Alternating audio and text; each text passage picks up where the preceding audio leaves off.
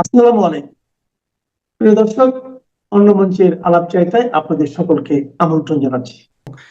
আপনাদেরকে সালাম ও শুভেচ্ছা, সেই সাথে দর্শকদেরকে শুভেচ্ছা তো বরাবর দিয়েই থাকি আমরা, কারণ দর্শকই আমাদের প্রাণ।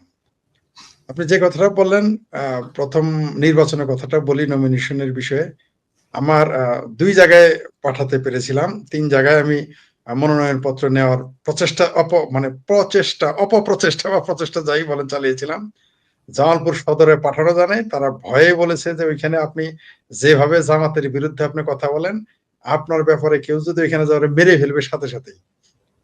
প্রথমে বলছিল যে জেল জরিমানা হইলে দেখেন, আমি যে ঠিক আছে, কিন্তু পরে প্রশাসন থেকে বলা হয়েছে যে শেখ ফরিদের নামে যদি কেউ মনোনয়নপত্র নিতে আসে তাহলে অন দ্য স্পট তাদের মেরে ফেলা হতে পারে, তারা যেন না আসে, এইভাবে বলা হয়েছিল।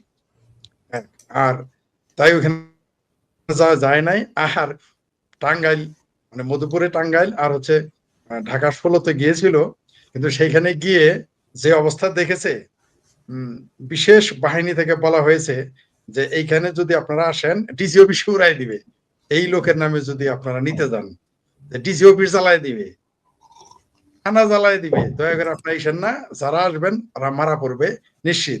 আর ফরিদ সাহেব যদি বরিশাল থেকে থাকে তাহলে তাহলে তাকে দ্রুত আত্মগোপনে থাকতে বলেন, ভুলেও যেন বরিশালের বাইরে না যায়, ইত্যাদি ইত্যাদি বলা হয়েছে। তার জন্য আমার যে যারা লোকজন ছিল তারা অনেক চেষ্টা করেছে, অনেক কৌশলে, কিন্তু সাহস পায় নাই। আরো কিছু বিষয় আছে, তাদের নাম বলা গেল না, তারা পরে সেখান থেকে টাঙ্গাইল ১ এবং ঢাকা ১৬ থেকে আমার লোকজনদেরকে সরিয়ে দিয়েছে। তারা টের পেয়েছিল যে আমার জন্য মনোনয়ন পত্র তারা কিনতে গিয়েছিল। যাক, এই হলো পরিস্থিতি। আর আসলেই বিশেষ করে হাদি নাটক ঘটার পরে, হাদি নাটকটা না ঘটলে হয়তো আমার মনোনয়ন পত্র পৌঁছে যেত এবং আপনারা পত্রিকাটা পেতেন, কিন্তু হাদির ঘটনার পরে মানে প্রশাসন আরো ভীত সন্ত্রস্ত, বিলিভ ইট অর নট। মানে আমাকে সেনাবাহিনীও নিরাপত্তা দিতে ভয় পায়। কোন দেশে বাস করেন, কোন দেশে আমরা বাস করি যে আমার মতো একটা নৈশী লোক তাকে নিরাপত্তা দিতে পারবে না? বছর সম্ভবই না। যাই হোক, সেটা অন্য বিষয়। আমার নির্বাচন সংক্রান্ত কথাটা আপনাদের বললাম। আর এবার আসি আমরা যে মবের নির্বাচন যেটা বললেন, বামপন্থীদের ১ ডজনের উপরে প্রায় ১.৫ ডজন নমিনেশন বাতিল করে দিয়ে, মনোনয়ন পত্র বাতিল করে দিয়েছে। তারা কেন সহ্য করবে ভাই?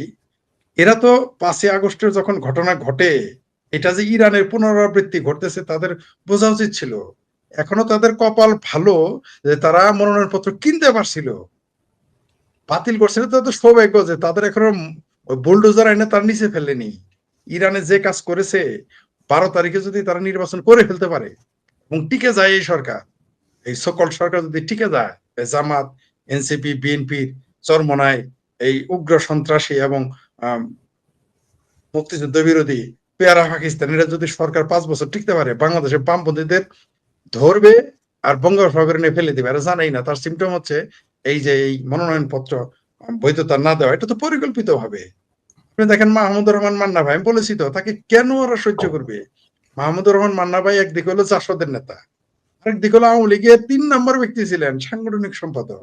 এই লোকটাকে জামাত বিশ্বাস করে, মান্না ভাই তাদের বিশ্বাস করতে পারে। আমার প্রিয় মান্না ভাই, আওয়ামী লীগের সাথে রাগ করে জামাতের সাথে যতই বসুক, জামাত তাকে বিশ্বাস করবে না, ভালোবাসতে পারে না, প্রশ্নই আসে না। আপনি দেখেন না, ওই আপনি যাদের নাম নেন না, সে তো ফ্রান্স থেকে আসে না কেন জানেন কি সেটা? নইলে এই মুহূর্তে তার বাংলাদেশে কোটি কোটি মুরিদ, সে কেন আসে না?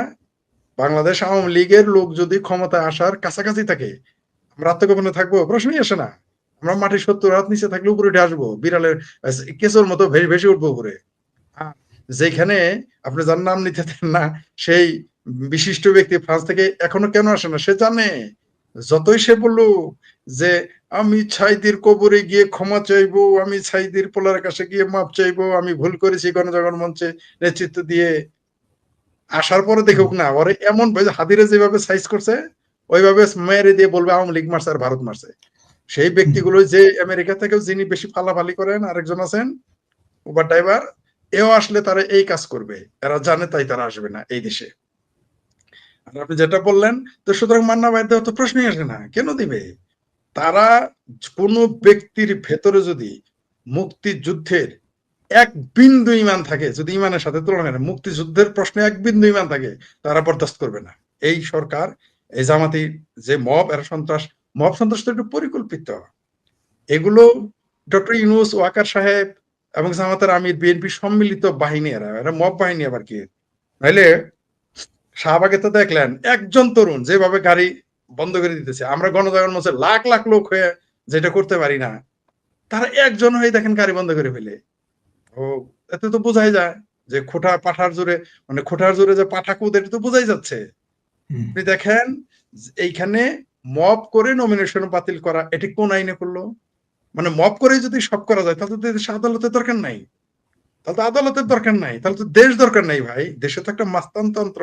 আমরা আগে শুনেছিলাম যে দেশ মগের মুল্লুক হয়ে যায়, এবার হয়ে গেছে মবের মুল্লুক, মাস্তানতন্ত্রের মুল্লুক। এই মুল্লুক কিন্তু বেশি দিন চলবে না।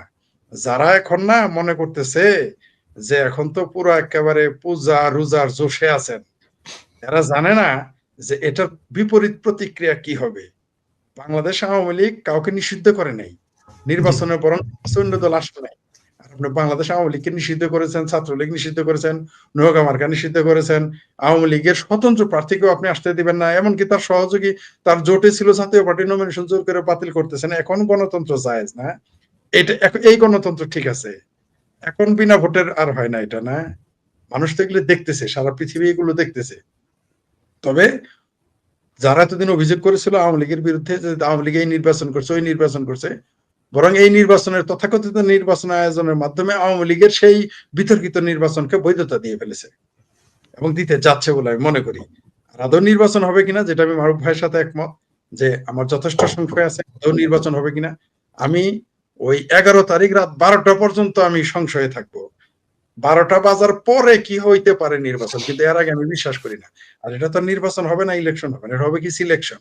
মিলিজুলি সরকার হবে, স্বাধীনতা বিরোধীরা ঐক্যবদ্ধ হয়ে মিলিজুলি সরকার গঠন করবে। তার প্রথম প্রক্রিয়া আপনি দেখেছেন, তারেক রহমান বাংলাদেশে আসার পরে জামাতের সাথে এবং শিবিরের সাথে মিটিং এর ফলাফল 2-1 দিনের মধ্যে পেয়ে গেছেন। সেটা হলো যে 7ই মার্চের বঙ্গবন্ধুর ভাষণ পাঠ্য বইয়ে নাই, এই মুহূর্তে সেটা রাখে নাই। তার মানে সামনে কি হবে এটা তো পরিষ্কার। কারা ক্ষমতায় আসতেছে, কারা ক্ষমতায় আছে, কারা ক্ষমতায় থাকবে, এটা তো দিনের আলোর মতো পরিষ্কার। তাই আমি এখন মনে করি যে এই মুহূর্তে যদি বাংলাদেশের স্বাধীনতা রক্ষা করতে চান, সার্বভৌমত্ব রক্ষা করতে চান, বাংলাদেশের মানচিত্র রক্ষা করতে চান, এই লাল সবুজের পতাকায় রাখতে চান এবং বাংলাদেশটার নাম বাংলাদেশ রাখতে চান, যদি বাংলাস্তান না বানাইতে চান, ডক্টর হুমায়ুন আজাদ কিন্তু এই ব্যাপারে উপন্যাস লিখে গেছেন, বাংলাস্তান, সেটা কিন্তু মিলে গেছে এখন। আপনি ডক্টর হুমায়ুন আজাদের বইটা পড়েন বাংলাস্তান, দেখেন মিলে কিনা, হুবহু মিলে যাচ্ছে, হুবহু একেবারে। মনে হয় যে তিনি দিব্য চোখে দৃশ্যটা দেখতে পারছিলেন। তিনি তার লেখাগুলো যখন আমরা পড়েছি, আমরা ভাবছি স্যার এগুলো কি বলে, স্যার কি পাগল হয়ে গেল নাকি, এই বাংলাদেশ আমাদের এরকম হইতে পারে? কিন্তু সেটা ঘটে গেছে এবং খুব শীঘ্রই ঘটে গেছে, এত তাড়াতাড়ি ঘটে যাবে তা আমরা বুঝতে পারি নাই। এখন আমাদের উচিত হলো মুক্তিযুদ্ধের পক্ষের শক্তি দল মত নির্বিশেষে, তারা যেমন স্বাধীনতা বিরোধীরা ঐক্যবদ্ধ হয়ে গেছে, তেমনি স্বাধীনতার পক্ষের শক্তি তাদের ঐক্যবদ্ধ হতে হবে। ওই বামপন্থীরা নির্বাচন বামপন্থীরা কোন আক্কেলে যায়, তারা জানে না যে এরা কারা এখন আসতেছে। তারা কিন্তু ফেল করবে, কারো জামানত থাকবে না, বামপন্থীদের কারো জামানত থাকবে না, তারপরেও তাদের সহ্য করতেছে না। দেশটাই তো 5 তারিখ থেকে এখন পর্যন্ত মবের নিয়ন্ত্রণই আছে, যাচ্ছে আবার কি, মব নিয়ন্ত্রণ করতেছে। আর মবকে নিয়ন্ত্রণ করতেছে আমাদের ওয়াকার সাহেব, ডক্টর ইউনূস, তারপর সাদা শকুন শফিকুর রহমান এবং বিএনপি নেতৃবৃন্দ, এখন তারেক রহমান এসে জয়েন করেছেন। এরা এরা মব না করলে, যদি এরা মবই না করে, এরা তো থাকতে পারবে না ক্ষমতায়। আপনাকে আমি লিখিত দিতে পারি, এইভাবে চলতে থাকলে সেনাবাহিনী সরাসরি কিছু করতে সাহস পাইতেছে না, পুলিশ তো কিছু করবেই না, কারণ পুলিশকে মানে অকার্যকর করে দেওয়া হয়েছে। পৃথিবীতে যদি বলা হয় কোন দেশে এখন পুলিশ বাহিনী নাই, থাকতেও নাই, সেটা হলো বাংলাদেশ। দুনিয়াতে একটা মাত্র দেশ, সেটা হলো বাংলাদেশ, যেখানে পুলিশ বাহিনী বলে যে আমরা মবের ভয়ে কিছু করতেছি না। দুনিয়াতে একটা মাত্র দেশ যার পাশে থেকে বলে তারা পুলিশকে জ্বালিয়ে দিয়েছে, থানা জ্বালিয়ে দিয়েছে, বলার পর তাকে গ্রেপ্তার করার সাহস পায় না, মিডিয়াতে বলার পরে তখন তাকে গ্রেপ্তার করে এবং তাকে হ্যান্ডকাপ ছাড়া আদালতে তোলা হয়, যখন 80-র উপরে বয়স্ক লোককে হাত পা মোড়া দিয়ে হ্যান্ডকাপ লাগিয়ে ডান্ডা বেরি লাগিয়ে উঠানামা করানো হয়। আর মৃত মানুষকে হ্যান্ডকাপ পরিয়ে রাখা হয় ভাই। হ্যাঁ, মৃত, ভুলে গেছি, ধন্যবাদ আপনাকে। যেখানে মৃত আওয়ামী লীগের নেতাকে হ্যান্ডকাপ পরানো হয়, সেখানে যে পুলিশ মেরে ফেলেছে তাকে জামাই আদরে নিয়ে আবার জামাই আদরে ছেড়ে দেওয়া হয়েছে। তো মব তো তারাই চালাচ্ছে রে ভাই, এত সস্তা। আমরা জানি নির্বাচন যখন তফসিল ঘোষণা করা হয় তার আগে অস্ত্র উদ্ধার অভিযান চলে, যৌথ বাহিনীর অভিযান চলে, তখন সিসকে চোর পর্যন্ত ঘরের ভিতরে লুকায় থাকে, বাইলা কাছে পালিয়ে যায়, আত্মগোপনে থাকে 1 মাস 2 মাস, নির্বাচনের পরে আসে। আর এখন সিনা উঁচিয়ে ক্রিমিনাল সেনাবাহিনীর সামনে, ডিসির সামনে, পুলিশের সামনে বলে সে পুড়িয়ে মেরে ফেলেছে। তো মবের রাজত্ব 12 তারিখ পর্যন্ত চলছে না, চলছে, চলবে যতক্ষণ আপনি আপনার ইউনুস জাটাকে আমরা ঘেঁটি ধরে পিএল দিয়ে দেশ ছাড়া না করতে পারবো, ততক্ষণ এটা থাকবেই, চলতেই থাকবে। বাংলাদেশের জনগণ এদের থেকে নিস্তার পেতে গেলে, আমি বারবার আপনাকে বলেছি, বাংলাদেশ এখন 2 ভাগে বিভক্ত। আমাদের শ্রদ্ধা মারুফ ভাই সুন্দর কথা বলেছেন যে কিছু মানুষ আছে এরা যেমন এখন বলতেছে যে আওয়ামী লীগ বন্দুক ঠেকায় নির্বাচন করাইছে, আবার এই লোকগুলোই যখন গণেশ উল্টে যাবে এরা বলবে যে ডক্টর ইউনূস পিছনে চাকু ঠেকায় আমাদের নির্বাচন করেছে। আমরা এগুলো জানি, এগুলো বলবে, কিন্তু মানে ভুলে যায়, মানে ক্ষমা করে দিব শত্রুকে, কিন্তু ওই যে আপনার কিন্তু ওই শব্দগুলো উচ্চারণ করা যায় না, একটা গালি দিয়ে আর কি, যে তাকে মনে, তার চেহারাটা মনে রাখতে হবে। আমাদের সবকিছুই আমাদের মনে থাকবে, এই দেশে কি হচ্ছে না হচ্ছে। তবে এই ঘটনার জন্য কিন্তু বাংলাদেশের জনগণ আমরাও কম দায়ী না, কারণ যেমন প্রজা তথা যথা রাজা, যথা প্রজা তথা প্রজা, এরকম একটা কথা আছে আর কি। যেরকম জনগণ হয় শাসকও কিন্তু সেরকমই আসে। আমাদের শুকিয়ে খাইতে তো ভূতে খিলাইছিল। আমাদের মেট্রো রেলে 3 ঘন্টায় উত্তরা থেকে মিরপুরে যাইতো, উত্তরা থেকে কমলাপুর যাইতো, মিরপুর থেকে কমলাপুর যাইতো 2.5 ঘন্টায়, ওইটাই ভালো ছিল। 35 মিনিটে উত্তরা থেকে তো মিরপুর আসে, মিরপুর থেকে উত্তরা আবার মতিঝিল যায় 35 মিনিটে, এটা ভালো লাগে নাই। আর মৌলভী সাহেবদের দিনে 5 বেলা দাওয়াত খাওয়া ভালো লাগে নাই, সেনাবাহিনীর 2 বেলা খাওয়া ভালো লাগে নাই। এদের কপালে, সবার কপালে শনি আছে। তবে আমি চিন্তিত, আমি আমার দেশ নিয়ে চিন্তিত। আপনি তো মবে আক্রান্ত নির্বাচন আপনি বলতেছেন, আমি মনে করি মবে আক্রান্ত পুরো বাংলাদেশ। বাতিল হচ্ছে প্রার্থিতা না, এখানে বোধহয় এটা দিলে ভালো হয় যে বাতিল হচ্ছে বাংলাদেশের স্বাধীনতা। তার জন্য কিন্তু 7ই মার্চের ভাষণটাকে পাঠ্য বই থেকে বাদ দেওয়া হয়েছে। এরপরও আমরা কিভাবে এই দেশকে স্বাধীন বাংলাদেশ মনে করতে পারি আমার বোধে আসে না। আমি এখন বিশ্বাসই করি না। যেদিন দেখলাম 7 মার্চ বঙ্গবন্ধুর 7ই মার্চের ভাষণ পাঠ্য বই থেকে বাদ দিয়েছে, তখন এই দেশটার বাংলাদেশ নেই, এটা অলিখিতভাবে পাকিস্তান হয়ে গেছে। আপনি যত কিছুই বলেন, এটা আমি আবারও বলতেছি, 32 নাম্বার ভাঙা যেমন অপরাধ ছিল, তার চাইতে 100 গুণ বেশি অপরাধ করেছে এই সরকার, যারা এই বঙ্গবন্ধুর 7ই মার্চের ভাষণ পাঠ্য বই থেকে বাদ দিয়েছে। আমরা এটা ছেড়ে দেব না, বাংলাদেশের মুক্তিযুদ্ধের পক্ষের মানুষ ছেড়ে দেবে না। আমার ধারণা এই যদি চলতে থাকে, আওয়ামী লীগের নেতৃত্বে ডাকের জন্য জনগণ বসে থাকবে না, জনগণ নিজেই মাঠে নেমে যাবে। আজকে আপনার শিরোনাম দেওয়া দরকার ছিল, মবে আক্রান্ত পুরো বাংলাদেশ, বাতিল হচ্ছে বাংলাদেশের স্বাধীনতা। এটা হলে বোধহয় আরো ভালো হতো। না ভাই, সম্পর্ক ভারতের সাথে রাখতে হবে না। ক্ষমতায় যাইতে হইলে আপনি আমেরিকার সাথে সম্পর্ক রাখতে পারেন, চায়নার সাথে রাখতে পারেন, পাকিস্তানের সাথেও রাখতে পারেন, সৌদি আরবের সাথেও রাখতে পারেন, চাইলে ইসরায়েলের সাথেও রাখতে পারেন, সেটা আপনার ব্যাপার, আপনি কিভাবে ক্ষমতায় থাকতে চান। এখন আপনার তো বলতে পারেন চাইলে তাদের সাথে রাখলে ভারতের সাথে কেন সবাই এত তেল মাখামাখি করে। তার কারণটা হচ্ছে, ছোট্ট একটা উদাহরণ দেয় আপনারে। সেটা হচ্ছে যে আপনার এই মুহূর্তে যে বিদ্যুৎ, আমাদের যে বিদ্যুতের দরকার, সেই বিদ্যুতের প্রায় 10 to 20% আসে ভারত থেকে। আদানি দেয়, নেপাল দেয়, নেপালের যেটা এটাও ভারতের উপর দিয়ে আসে। আমরা সম্পর্ক রাখলাম না, সুতরাং আমরা তাদের বিদ্যুৎ নিব না। তাই আমরা কিভাবে বুঝেন বিদ্যুতের অবস্থা। এছাড়া আমরা চাউল নিব না ভারত থেকে, অসুবিধা কি? আমরা এর আগে আপনার সৌদি থেকে কিনছি, দুবাই থেকে কিনছি, পাকিস্তান থেকে কিনবো। তো এটা আবার আমার প্রশ্নটা ছিল নির্বাচন কেন্দ্রিক, যে নির্বাচন ক্ষমতায় যাওয়ার জন্য। না, ওই জায়গাটাই আসতেছি। এখন ধরেন এই চাইল্ড ডাল যেটা ভারত থেকে 50 টাকা কেজি কিনবে, 70 টাকা কেজিতে আইসা পৌঁছাবে আমার বাংলাদেশের অন্য দেশ থেকে কিনলে। তো এইটাও একটা অসুবিধা। তারপর আমরা মাইনা নিলাম। কিন্তু সব সরকারই একটা জিনিস চিন্তা করে কি জানেন, যে ইলেকশন করে আমি যখন জিতবো তখন আমার আশপাশের রাষ্ট্র গুলোর সাথে আমার সম্পর্কটা কেমন হবে, আমি জনগণকে বিপদে ফেলাবো নাকি জনগণকে মোটামুটি সহনশীল একটা পর্যায়ে রাখবো। এই জন্যই দরকার সর্বপ্রথম ভারতের। ভারত আমাদের একদম পার্শ্ববর্তী রাষ্ট্র। আপনি একটা জিনিস জাস্ট চিন্তা করেন, যে আপনি যদি আজকে আপনার বাসায় পড়ে মারা যান, তাহলে সর্বপ্রথম কিন্তু আপনার পাশের বাড়ির লোকটা খবর পাবে। আপনার উত্তর কোণার লোকে খবর পাবে না, দক্ষিণ কোণার লোক খবর পাবে না। আপনার বাড়ি হয়তো ঢাকায়, আপনার এই আত্মীয় স্বজন চট্টগ্রামে আসে, তারা আসার আগে আগে দেখবেন যে আপনার আশপাশের বাড়ির লোকজন খবর পেয়ে ওরা দাফন কাফনের ব্যবস্থাটা করে ফেলছে।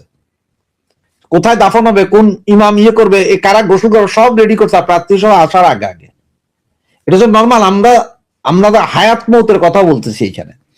ঠিক তেমনি একটা ইলেকশন করে একটা সরকার আসতে গেলে সেও চিন্তা করে যে আমার পার্শ্ববর্তী রাষ্ট্রের সাথে আমার সম্পর্কটা কেমন হবে, আমার পার্শ্ববর্তী রাষ্ট্রটা সে কেমন চায় বা কি চায়, সে আমার কোনো ক্ষতি করতে পারে কিনা, না আমার দ্বারা সে ক্ষতি হলে সে কোনো রাগ করে কিনা, এগুলো সবকিছু মিলাইয়া একটা পরিস্থিতি আছে। আর ভারত যেহেতু বৃহৎ একটা রাষ্ট্র, বৃহৎ ইকোনমি, বৃহৎ রাষ্ট্র, অনেক ইনভেস্টমেন্ট আছে তাদের আমাদের দেশেও, আবার আমাদেরও অনেক স্বার্থ জড়িত ভারতের সাথে। যদি ভারত গ্যাঞ্জাম করে বসে বা ভারতের সাথে আমরা একটা গ্যাঞ্জাম করে বসে সমস্ত কিছু বন্ধ করে দিলাম, বিপদে আমরা পড়বো, কারণ আমরা ছোট দেশ।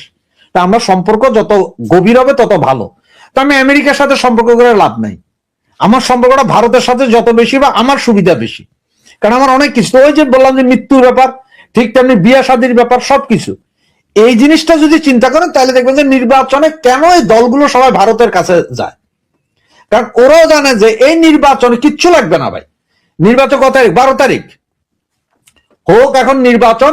ভারত যদি আপনার খাদ্যটা বন্ধ করে দেখ আগামী 15 দিন পর থেকে, দেশে হাহাকার লেগে যাবে গা, মারামারি শুরু হয়ে যাবে গা দেশে। যাবেন কই আপনি? চাউলের দাম 200 টাকা কেজি হয়ে যাবে গা, আটার দাম, ময়দার দাম, সবকিছু দাম বেড়ে যাবে গা। সুতরাং কোনো যারা সুদূর প্রসারী চিন্তা করে যে দলগুলো, এরা কেউ ঘাটাইতে চায় না পার্শ্ববর্তী রাষ্ট্রের, এই জন্য ভারতকে কেউ ঘাটাইতে চাইতেছে না।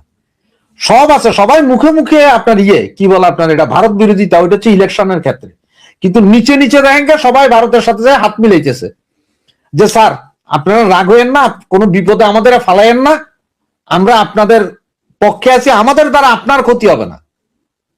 তা আমরা ক্ষতি বলতে আমাদের দেশের লোকজন কি ক্ষতি করতে হয়? হ্যাঁ, ওই যে পাকিস্তানি কিছু জঙ্গি আইনা জঙ্গি উৎপাদন করতে পারে, কিছু বোমা বিস্ফোরণ ঘটাই তারা ওইখানে যাইয়া, বর্ডারে কিছু অঘটন ঘটাইতে পারে, যেটা ভারত এটা ইয়েতে থাকবে, মেন্টাল টর্চারের ভিতরে থাকবে, এতটুকু।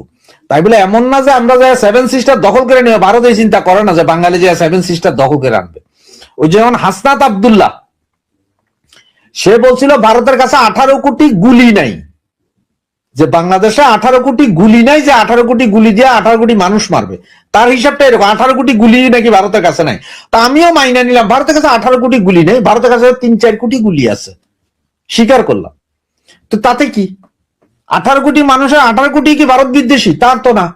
18 কোটির মধ্যে আপনি যদি ধরেন যে 50% মানুষই ভারত বিদ্বেষী না, তাহলে আছে না, যুদ্ধ হলে তো জনগণের উপরে হামলা করা হয় না। না সেটাই বলতেছি যে আছে মাত্র 50%, তার মানে 9 কোটি। এই 9 কোটি লোক আপনার যুদ্ধ চায় কিনা? তাও তো চায় না। এইটা করতে করতে যায় দেখবেন যে আপনার 50,000 লোক নাই আপনার যুদ্ধ করার জন্য। তো এবার 18 কোটি বুলেটের দরকার কি? আর 18 কোটি বুলেট বাদ দেন, একটা বোমা মারলেই তো কয়েক হাজার মইরা জায়গা, বুলেট ব্যবহার করার দরকার কি এত? আপনার কিচ্ছু করা লাগবে না, মারবেও না, আপনার ধরবেও না, আপনার কিচ্ছুই করবে না, শুধু বর্ডার সিল আপ করে দিয়ে সমস্ত টোটাল খাদ্যদ্রব্য বন্ধ করে দিবে। এটা একটা ম্যাটার। এখন দেখার বিষয় হচ্ছে যে ভারত আমাদের বিমানের উপরও সেম নিষেধাজ্ঞা দেয় কিনা, যে যেসব বিমানগুলো পাকিস্তান যাবে সেগুলো ভারতের আকাশসীমা ব্যবহার করতে পারবে না, বা পাকিস্তান থেকে আসা বাংলাদেশ বিমান হোক আর যে বিমান হোক ভারতীয় আকাশসীমা ব্যবহার করতে পারবে না। এটা দেয় কিনা এটা দেখার বিষয়, তবে আমার মনে হয় না এরকম দিবে। তার কারণ হচ্ছে আপনার বলি, কাতার, কুয়েত, সৌদির অনেক বিমান আসতেছে না পাকিস্তানের আকাশসীমা ব্যবহার করে, বাংলাদেশে আসতে হতো, ইন্ডিয়ার আকাশসীমা ব্যবহার করতেছে তো ওরা। তো সেই কারণে হয়তো এইটা ওই রকম যাবে না। তবে হ্যাঁ, পরিস্থিতি যদি খারাপের দিকে যায়, সম্পর্ক যদি আরো তলা নিতে যায়, তাহলে যাইতে পারে। যেমন আপনি আজকে দেখছেন যে গতকাল ওই যে মুস্তাফিজ ছেলেটা খেলতে গেছিল, 9.5 কোটি রুপিতে বিক্রি ছিল বেচারা, তারে বন্ধ করে দিল, খেলতে দিবে না। তো এর আগে পাকিস্তানের প্লেয়াররা খেলতে পারতো না, এখন বাংলাদেশের প্লেয়ার দেওয়া শুরু। এদিকে আবার আমাদের এই ক্রীড়া উপদেষ্টা ঘোষণা দিলেন কি, যে আইপিএল মনে হয় এটা, যে আইপিএল এর খেলা বাংলাদেশ থেকে সম্প্রচার করা হবে না। তো বাংলাদেশ থেকে সম্প্রচার করা না হলে কি হয়েছে? সম্প্রচার করবেন না। যার ক্রিকেট খেলা, যার দেখার ইচ্ছা, যেই বেটা ব্যাটিং করে ক্রিকেট খেলার উপর, হে ভিপিএন চালাইয়া দেখবে। সোজা হিসাব না, ও ভিপিএন চালাইয়া দেখবে, ও বাংলাদেশ দিয়ে দেখবে না, ও ভিপিএন চালাইয়া দেখবে। এখন এই রাজনীতি আস্তে আস্তে দেখেন খেলার ভিতরে পর্যন্ত চলে আসছে। আগামী আরো কয়েক সপ্তাহে কয়েকদিনে যে আরো কি কি দেখবো দেখেন। গালি শুরু করবেন শোয়ার আগ পর্যন্ত, স্বপ্নেও আমারে গাইল দিবেন। ওর দোষ না মানে কি? এখন তো দোষ তো বাংলাদেশের প্রতিটা মানুষের। যেখানে আপনার একটা গভর্নমেন্ট পুরা ফর্ম, এই উপদেষ্টা পরিষদ তারাই ভারত ভাগ করে দিতে চায়, তারাই 7 সিস্টার ভাগ করে দিবে। আপনার যেখানে রাষ্ট্রের সর্বময় ক্ষমতার অধিকারী আপনার আরেকটা রাষ্ট্রকে গাইল দিবে, ভাঙিয়ে ফেলার কথা বলবে, সে তার খেলোয়াড়ে বন্ধ করবে না। এই যে আমেরিকার সাথে মাদুরোর কি সমস্যা ছিল? কোনো সমস্যা ছিল? খালি তেল। মাদুরোর তুলে লয়ে গেছে দেশ থেকে, একটা প্রেসিডেন্ট তুলে নিয়ে গেছে। ভারত তো এখনো এরকম করতেছে না যে এত গালা গালি ভাঙে দিবেন, চুরে দিবেন, করার পরও ভারত যা এসে আপনাদেরকে বিলের ছায়ের মতো তুলে নিয়ে যাইতেছে না, বা রাস্তায় ফেলায় মাইরে দিতেছে না। এটাই শুকর করেন। এই কষ্টটা দেখানো হচ্ছে না। এখানে হচ্ছে যে কষ্টটা, সেটা হচ্ছে যে কলকাতার মানুষ, কলকাতার পাবলিক চাইতেছে না যে এই পারে বাংলাদেশে কোনো বাঙালি এসে খেলুক।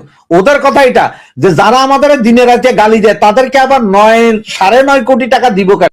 আজকের দিনটা অনেক ঘটনাবহুল জাতীয় এবং আন্তর্জাতিক পর্যায়ে। আন্তর্জাতিক পর্যায়ে আপনারা জানেন ভেনিজুয়েলার ঘটনাটা, আপনারা জানেন ভেনিজুয়েলার প্রেসিডেন্ট নিকোলাস মাদুরো এবং তার স্ত্রীকে আমেরিকান সৈন্যরা একেবারে তাদের সেফ হাউস থেকে তুলে নিয়ে এসে যুদ্ধ জাহাজে করে নিউ ইয়র্কে নিয়ে এসে তাকে বিচারের মুখোমুখি করছে।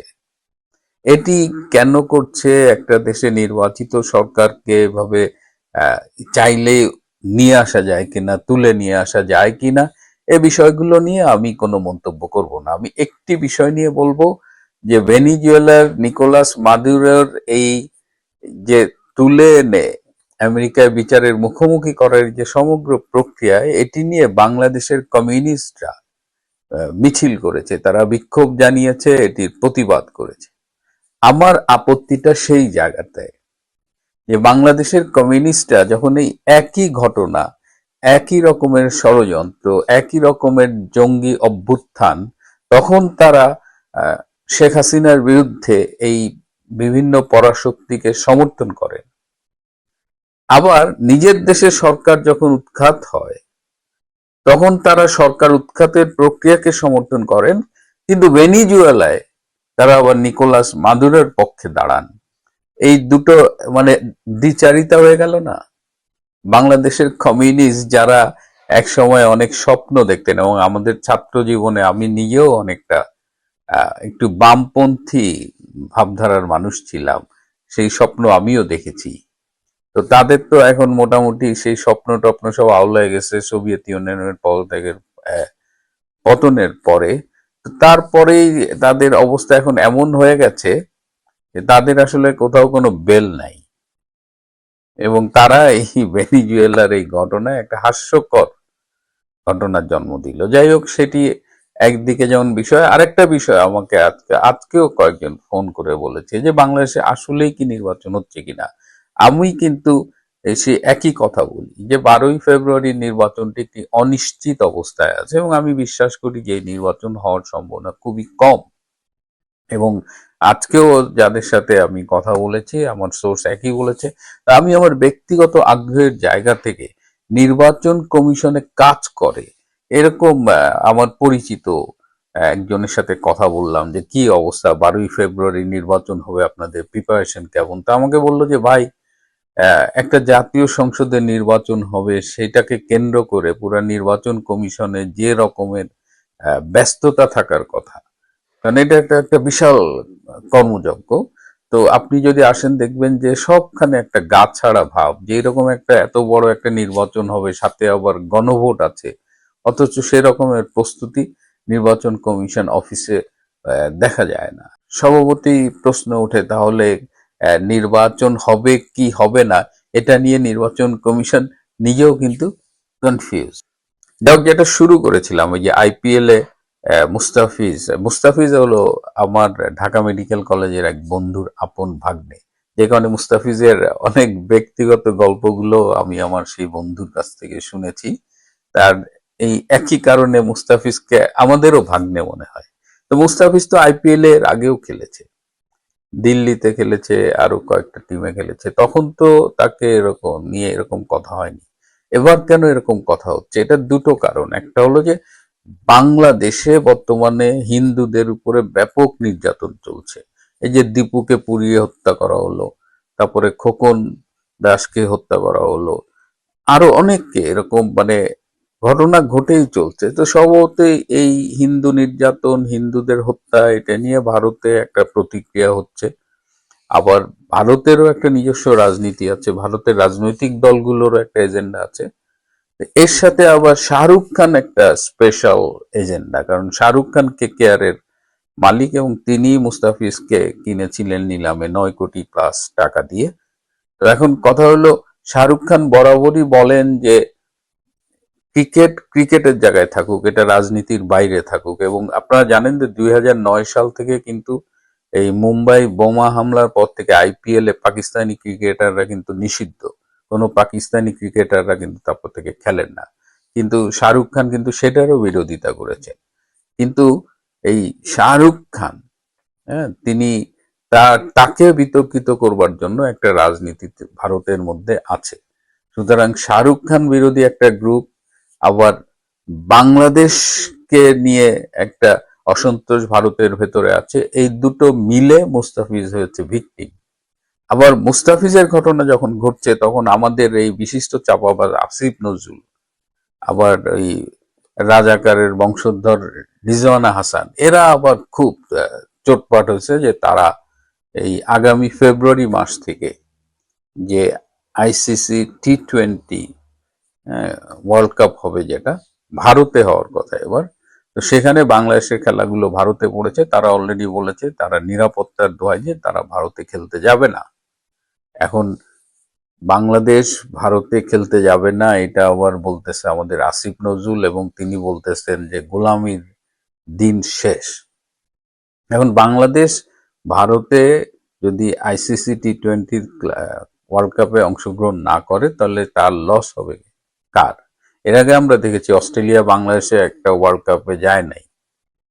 ওয়ার্ল্ড কাপ হয়েছে, তা অস্ট্রেলিয়া অনেক বড় টিম, অ্যাফোর্ড করতে পারে, কিন্তু বাংলাদেশ যদি ওয়ার্ল্ড কাপে না যায় সেক্ষেত্রে বাংলাদেশ ক্রিকেট ক্ষতিগ্রস্ত হবে কিনা সেটা আমরা বোধহয় ধারণা করতে পারি। কিন্তু মজার বিষয় হলো যে আজকে দুপুর 12:30টায় পাকিস্তানের পররাষ্ট্রমন্ত্রী এবং উপপ্রধানমন্ত্রী ইশাকদার বাংলাদেশের পররাষ্ট্র উপদেষ্টা তহিদ হোসেনকে ফোন করেছিলেন, এবং তিনি তার ফোনের আলাপের মূল কারণই ছিল এই ক্রিকেট। এবং ইশাকদার তহিদকে বলেছেন যে ইন্ডিয়া খুব অহংকারী দেশ, হ্যাঁ, তারা ক্রিকেট নিয়ে রাজনীতি করে, এবং এখন বাংলাদেশের সময় এসেছে এই যে ভারতের যে ক্রিকেট হবে, বিশ্বকাপ হবে, টি20, এটি বয়কট করার। তার মানে তিনি হাওয়া দিচ্ছেন, হ্যাঁ। এবং এমনও হতে পারে, দেখা গেল যে বাংলাদেশ পাকিস্তান মিলে একটা ঘোট পাকাচ্ছে যাতে টি20 ওয়ার্ল্ড কাপ ক্ষতিগ্রস্ত হয়। এখন আরো একটা কথা উঠেছে যে মুস্তাফিজ কেন ভিক্টিমাইজড হবে। মানে মুস্তাফিজ তো আর হিন্দু নির্যাতন করে না, সে তো প্লেয়ার, সে তো আর রাজনীতির সাথে জড়িত না। তাহলে কেন দুই দেশের এটা নিয়ে টানাপোড়েন হবে? মানে আরেক পক্ষ বলছে যে পাকিস্তানি ক্রিকেটাররা তো ভারতে গিয়ে বোমাবাজি করে না, সন্ত্রাস করে না, তাহলে পাকিস্তানি ক্রিকেট কেন ভিক্টিমাইজড হবে? এই সব কথা হলো, আমরা যতই স্বীকার করি আর না করি, স্পোর্টস, ক্রিকেট কোনো কিছুই রাজনীতির ঊর্ধ্বে না। এবং যখনই দুই দেশের বা তিন দেশের সম্পর্কে টানাপোড়েন হয় তখন ক্রিকেট ক্ষতিগ্রস্ত হয়। তো আমার অবাক লাগছে যে ইশাকদার এই বিষয়টা নিয়েও কিন্তু হাওয়া দিচ্ছে। এবং আন্তর্জাতিক জাতীয় পর্যায়ে যখন একের পর এক ঘটনা ঘটছে তখনই আমরা দেখলাম যে হবিগঞ্জে এক বৈষম্য বিরোধী ছাত্র নেতা, যিনি নিজে একদম পুলিশ স্টেশনে যে দাবি করেছেন যে সে পুলিশের এসআই সন্তোষকে হত্যা করেছেন, হ্যাঁ, তো সেই আত্মস্বীকৃত পুলিশের খুনিকে পরবর্তীতে পুলিশ যখন গ্রেপ্তার করে তখন ইউনূস প্রশাসন তাকে দ্রুততম সময়ের মধ্যে জামিন দিয়েছে। দেশে যে আইনের শাসন নেই, পুলিশের আত্মস্বীকৃত খুনিকেও ইউনূস সরকার মাথায় তুলে রাখে, সেটা দেখেও বাংলার সুশীল সমাজ কিন্তু একেবারে নীরব, চুপচাপ, কারো মুখে কোনো রা নেই। প্রিয় বন্ধুরা, আজ এ পর্যন্তই। ভালো থাকবেন, সুস্থ থাকবেন। তার চেয়েও